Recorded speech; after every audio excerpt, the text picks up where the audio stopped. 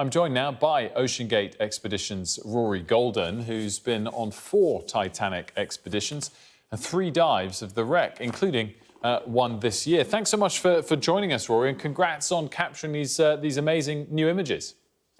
No, I'm delighted to be here and tell the story, Wilfred. Thank you for having me on. And so you're obviously passionate about Titanic, having gone down 3 times. Talk us through the process of capturing these images and why you're so excited by these latest ones. Well, it ties in, as you say, with OceanGate Expeditions. Stockton Rush, the founder of the company, created a new 5-person submersible out of carbon fiber. This is groundbreaking technology because no submersible has been able to go to this depth with 5 people on board.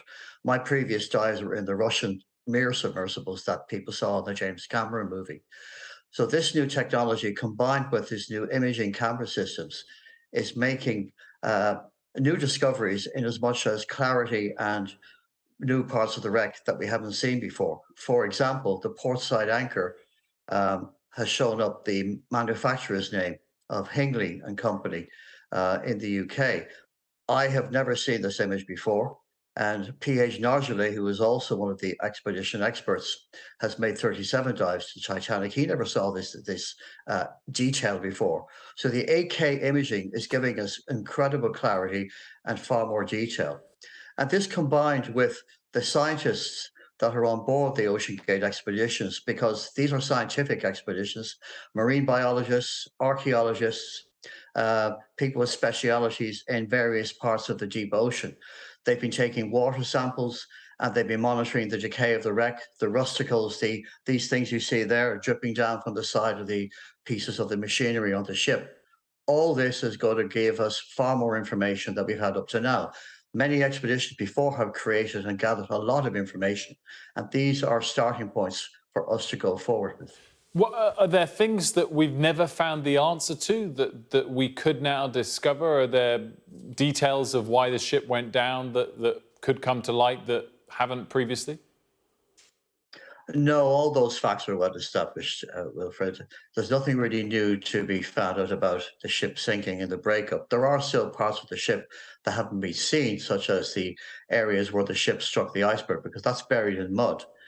The bow section is the most recognizable feature. It looks like the ship was at the forward end.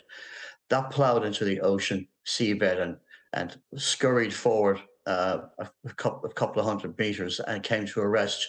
Buried, that bow section there, it practically touches the seabed after only a few meters and was 60 feet high to the bottom. That's how much is buried. But a lot of the wreckage, like there, the engines are in the stern section, which is completely smashed up and quite unrecognizable. The bow section, as I say, people always associate mostly with the Titanic. And even there, we have seen rapid areas of decay, such as the main mast collapsed completely. The officers' quarters, Captain Smith's cabin completely collapsed. So the ship is disintegrating. And part of these expeditions is to try to monitor the rate of decay using this new scientific equipment that we now have. And can this equipment now, will you expect it to be used in other sorts of dives? Have you got others on your list that could now discover and take pictures of things that we haven't seen before? Oh, that's quite possible. But OceanGate's plans for the next 3 or 4 years is to continue to go back and make annual repeat dives to the Titanic. This has never been done before in a scientific way. There have been explorations. I think the last one was 2010, when there was a big Woods Hole expedition to survey the wreck and did a great mapping job of the whole site. Now we're in a different era of technology, a different era of exploration, and it's really exciting stuff. The oceans are what we depend on for our lives as a planet. And the deep oceans are still the most inaccessible part of the earth that we go to. It's a cliche, I've said it many times, more people have been to outer space now than those people who've been to the depths of the ocean where the Titanic is. No, that's an amazing statistic. Rory, as we go, only because you mentioned the film there, the James Cameron movie, I just wanted to ask quickly, for someone that's such an expert on Titanic as you are, well, you've already answered my question. I was going to say, do you hate the movie or love the movie?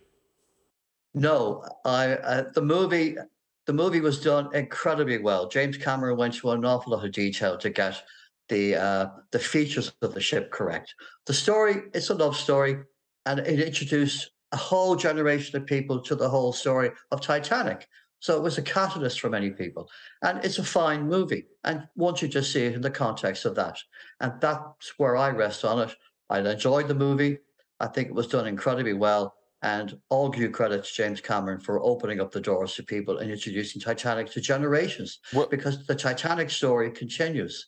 It and appeals to children all across the world, adults all across the world. It's a global name. and with your new kit, maybe you'll find that lost necklace. I know, I'm just joking. It's not real.